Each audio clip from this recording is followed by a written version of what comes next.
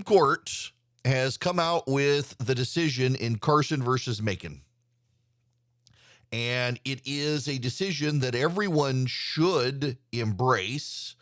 What is remarkable are the number of people who are really upset about the decision. Let me give you the facts of the case. There are parts of Maine that are so rural that people have come together and set up small private schools. There is not an infrastructure available in parts of Maine for public schooling. So communities come together, they start small private schools. Churches come together and they start small private schools. And the state of Maine says they will reimburse the parents the cost of the tuition for sending their kids to these schools, since the state of Maine and the counties in Maine cannot afford to build, fund, maintain public schools. It's not a bad idea.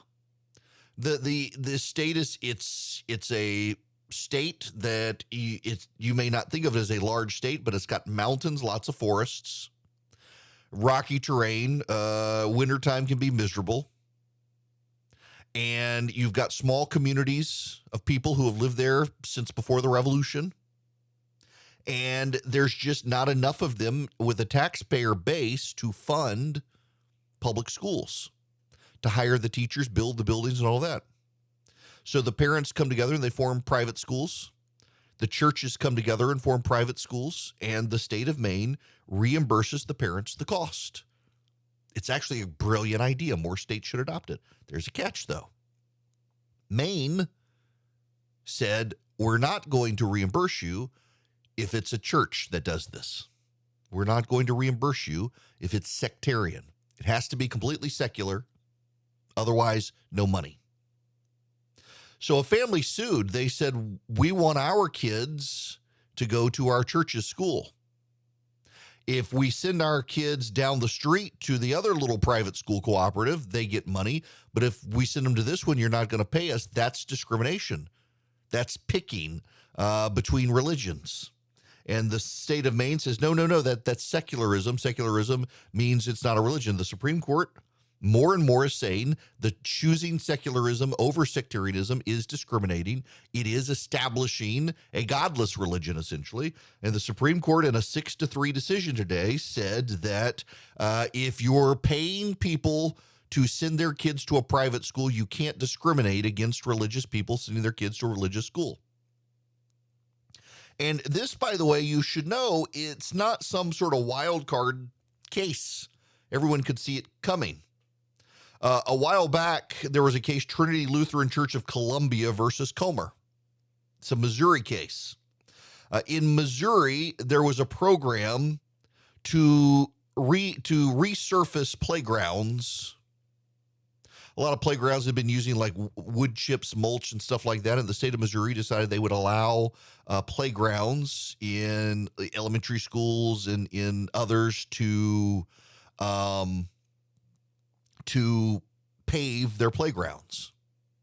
And if you were a private school, if you were a public school, it didn't matter. They would pay to pave your playground.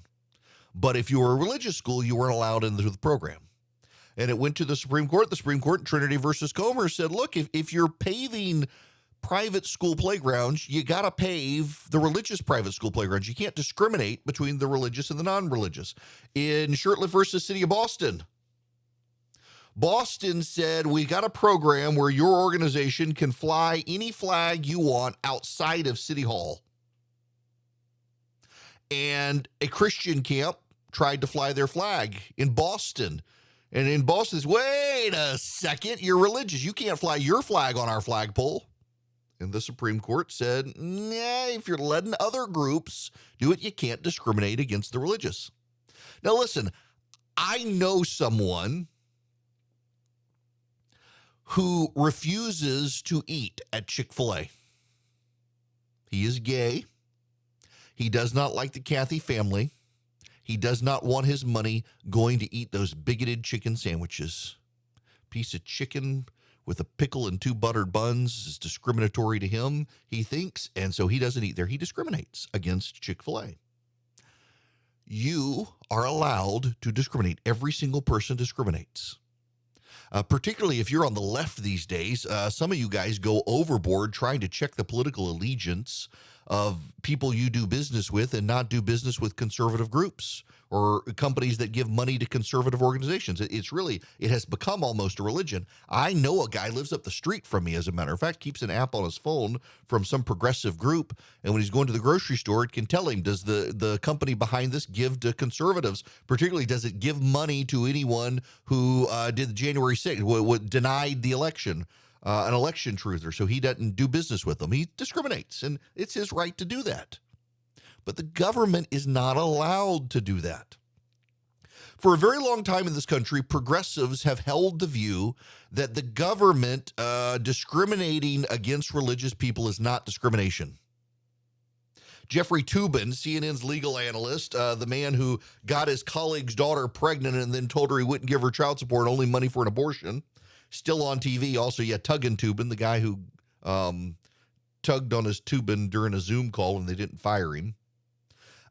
Jeffrey Toobin, he's all upset about this decision and just thinks we're headed to this place where the Supreme Court's gonna fund religion. I mean, this is his actual tweet on the matter. It's a complete and glorious meltdown.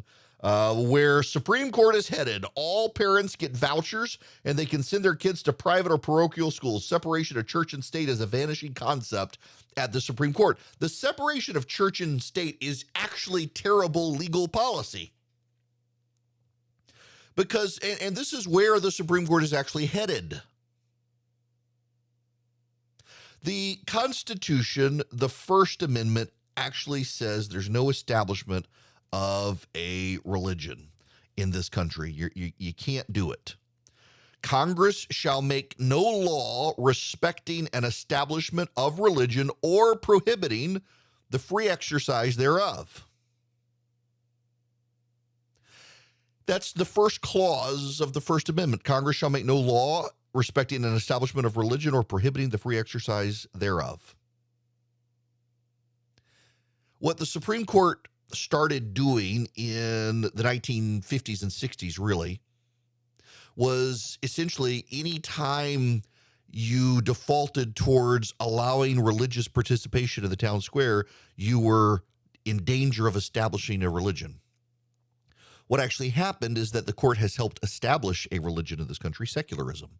Secularism has all of the tenets of sectarianism. It is a by faith belief that God does not exist. Atheism is a religion.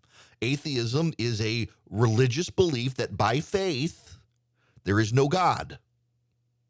And the Supreme Court in the 50s and the 60s and the 70s and even into the 80s started taking the default position that if you allow religion into the public square, you risk the establishment of religion. Therefore, we must preclude it from the public square and ceded the space to people hostile to religion. Actually, what the First Amendment says is Congress can't discriminate. If you allow in the non-religious, if you allow in the secular, you have to allow in the religious and the sectarian. And the Supreme Court over the last number of years, the last 10, 15 years, under John Roberts' leadership, frankly, for a lot of conservatives who don't like him, he's been the leader pushing the court on religious liberty, is when Congress and the Supreme Court and the state legislature say no religion allowed, you are establishing a religion. You are establishing a religion that is hostile to religion. You are establishing secularism. What the court actually has to do is have neutrality.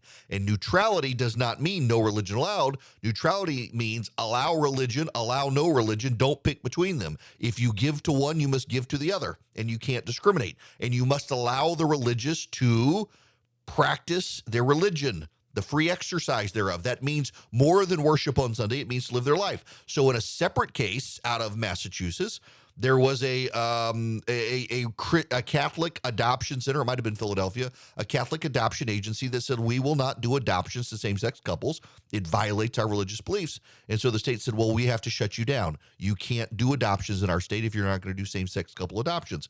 And the Supreme Court said, no, that's picking between religions. That's picking secularism and saying we will work with secular people, we won't work with religious people because they discriminate. Well, the secular people discriminate too. I mean, for God's sakes, the secular atheist I know who doesn't go to Chick-fil-A, he's discriminating against Chick-fil-A because it offends him. And the state must work with that guy and must work with the guy who works for Chick-fil-A, who actually puts the butter and the pickle between the buns. And that's all the Supreme Court's saying here is you can't discriminate between the religions. You can't say we're going for secularism, not for sectarianism, because that's discriminating. The left is melting down, though, because they really do not like the idea of the government funding religion. And you're not really funding religion in this case. What this case is you're funding the parent's decision to send their child to a school to be educated as the parent sees fit. And the bottom line here is the antagonistic reaction from people on the left today about this case is that they don't like the fact that you or I might send our children to a religious school. I actually mentioned one time on social media my kids' school. My kids' school, that they sign a statement, as do we, that we support the faith-based tenets of our school when it comes to biblical sexual ethics and the like. And I actually had a senior advisor to the president. President Trump reached out to me and said, "Man, you need to delete that tweet." Said they are going to target your kid's school. They are going to come after your kid's school maliciously. They will find you. They will find your kid's school, and they will litigate, and they will try to drive them into bankruptcy for living their school life as a faith-based institution that really believes it. Says it happened to him. There is a level of hostility towards people of faith in this country that continues to grow. The Supreme Court, however, is telling people you got to learn that when you pick between secularism and sectarianism, you are still picking. And the Constitution says the Supreme Court or the Congress shall make no law respecting the establishment of a religion. When you pick between religion or no religion, Congress is making a law respecting the establishment of religion. It's just a religion without God as opposed to one with God. Therefore, Congress must not discriminate between the religious and the non-religious. If you treat one a certain way, you have to treat the other the same way. That seems like common sense to me. It should be to you, but to a lot of progressives in America, this is a new concept and they're not happy with it. But today, big case in the Supreme Court, Carson versus Makin. The Supreme Court says if states reimburse parents for the costs of a private education, they have to also reimburse parents the cost of a private education if it's done in a sectarian religious school. Good.